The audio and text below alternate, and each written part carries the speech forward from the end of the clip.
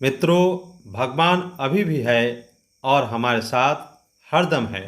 पहले भी थे और आने वाले समय में भी रहेंगे।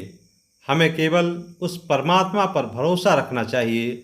जो व्यक्ति ईश्वर के प्रति भरोसा रखते हैं, उन व्यक्तियों पर ईश्वर हमेशा नज़र बनाए रखते हैं।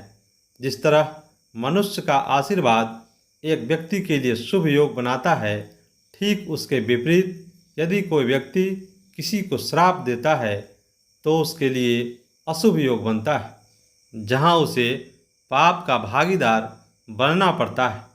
अधर्म की जीत कभी नहीं हुई है, चाहे भूतकाल हो, वर्तमान या भविष्यकाल हो।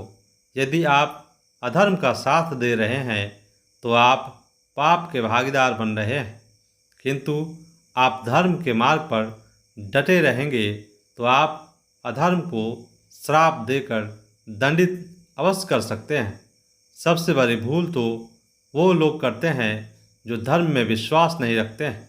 यदि आप आशीर्वाद के विषय में विश्वास करते हैं तो आपको श्राप के विषय में भी जरूर विश्वास करना चाहिए। दोस्तों, सतयुग में ऋषि मुनियों के पास अपार शक्ति थी, जिसका उन लोगों ने कभी भी दुरुपयोग नहीं करते थे, क्योंकि उन्हें पता था कि अगर किसी को श्राप दे दे तो उसे भुगतना पड़ेगा। उस समय श्राप का असर इतना प्रभावी और तीव्र होता था कि श्राप देते ही उसका असर शुरू हो जाता था। उस समय केवल ऋषि मुनि ही नहीं, बल्कि आम लोग भी जो पुण्य आत्मा थे, वह भी घोर तपस्या और भगवान के नाम का जाप करके शक्ति प्राप्त करते थे, जिससे दूसरों का भला और बुरे लोगों का नाश हो। ऐसे अपार शक्ति अपने अंदर रखने वाले लोग कभी किसी का बुरा नहीं चाहते और सदैव दूसरे की भलाई के लिए ही सोचा करते थे। ऐसे मनुष्यों के अंदर जो भी शक्तियाँ थी, वह सब दिव्य शक्ति कहलाती थी। दिव्य शक्तियाँ बुराई से लड़ने की क्षमता देती थी, परंतु आप खुद ही बुरा करने लगेंगे तो आपके अंदर की शक्ति धीरे धीरे नष्ट होने लगती है। मित्रों, सतयुग, त्रेता और द्वापर युग में न तो पाप होता था और न ही कोई इसके लिए कानून बनाया गया था, और अगर पाप होता भी था तो उसे नाश करने के लिए स्वयं भगवान इस धरती पर अवतार लेकर उसे नष्ट कर देते थे।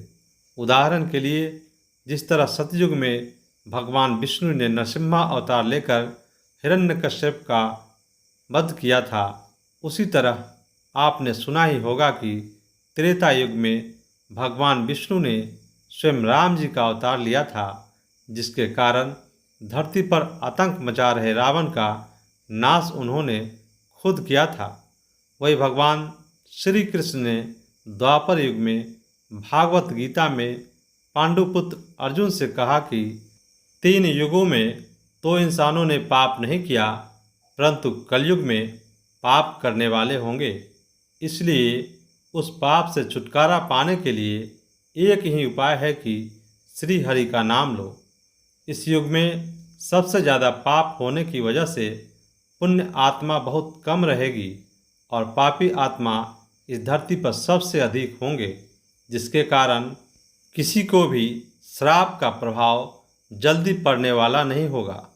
कलयुग में यदि कोई मनुष्य किसी को श्राप देता है तो उसका प्रभाव पड़ेगा, मगर उसका असर धीरे धीरे होगा, क्योंकि जिस व्यक्ति ने श्राप दिया है उसने भी कभी न कभी तो पाप किया होगा, जिसके कारण उनकी श्राप का असर धीरे धीरे होगा। आपको बता दें कि कलयुग में एक पुण्य आत्मा का मिलना बहुत कठिन है। यदि आपने कोई भी पाप कभी भी नहीं किया होगा और आपने किसी को श्राप दे दिया हो तो भले ही अभी वह श्राप ना लगे, किंतु उसका असर जरूर होगा। भले ही धीरे होगा, पर असर जरूर होगा। इसके लिए आपको सही समय का इंतज़ार करना होगा और तब आप खुद समझ जाएंगे। दोस्तों, अगर वीडियो पसंद आया है तो प्लीज़ हमारे चैनल स्टोरी गुरुजी को सब्सक्राइब कीजिए। वीडियो को लाइक कीजिए, कमेंट कीजिए और शेयर कीजिए। वीडियो देखने के लिए धन्यवाद।